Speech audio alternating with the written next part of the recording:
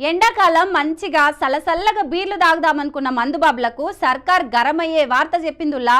మరి ఆపతి కాలంలో సర్కార్ని ఆదుకునే మందన్నలే మళ్ళా గట్టెక్కియాలని నిర్ణయం చేసినట్టున్నారు.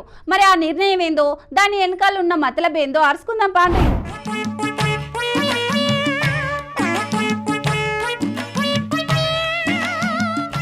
బీర్లు సరఫరా చేసే కంపెనీలు చేసిన డిమాండ్ నెరవేరింది గాని మందుబాబులకు మాత్రం తాగక ముందే కిక్కెక్కినంత పనైంది. బీర్ల ధరలు పెంచాలని బీర్ల తయారీ కంపెనీలు చాలా రోజుల సంధి డిమాండ్లు చేసుడుతోనట్టుగా ముందు సరఫరా కూడా ఆపిర్రు కదా. ఇక దీంతోనే తెలంగాణ సర్కారు బీర్ల ధరల పెంపుదల మీద రిటైర్డ్ జడ్జి జైస్వాల్ నేతృత్వంలో ధరల నిర్ణయ కమిటీని ఏర్పాటు చేసింది. ఆ కమిటీ బీర్ల సరఫరాదారులకు 15% ధరలు పెంచాలని సిఫారసు చేసుకొచ్చింది. దాన్ని బట్టి సర్కారు కూడా ధరలు పెంచుకునే తందుకు ఒప్పుకున్నది. అంటే ఇప్పటి సంధి బీర్ల మీద 100కి 15 రూపాయల చొప్పున ధర పెరుగుతుందా అన్నట్టు. ఇక ముచ్చట్ల చాలా మంది మందుబాబులు సర్కారు మీద గరానికి అత్తున్నారు. ప్రతిపక్షంలో ఉన్నప్పుడు మద్యం ధరలు పెంచుతున్నదని అప్పటి సర్కారును సీఎం రేవంత్ అన్నది ఇట్టిండు. మేము అధికారంలోకి వస్తే మందు ధరలు కమ్మి చేస్తామని చెప్పి ఇప్పుడు ధరలు పెంచుడైందని ఫైర్ అవుతున్నారు.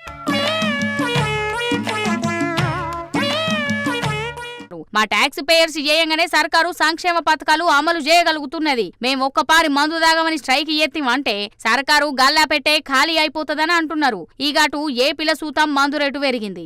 99 రూపాయల బీరు సీసా తప్ప కడవ మందు బాటిల్ అన్నింటి మీద ఒక్కో సీసా మీద 10 రూపాయలు పెంచిర్రు. కోటరు హాఫ్ ఫుల్ బాటిల్ తోని సంబంధం లేకుండా అన్నింటి మీద 10 రూపాయలే పెంచినాం. అంతకంటే ఎక్కువ పెంచిరని అత్తన్న వార్తలలో నిజం లేదని AP excise commissioner Nishant Kumar చెప్పిండు.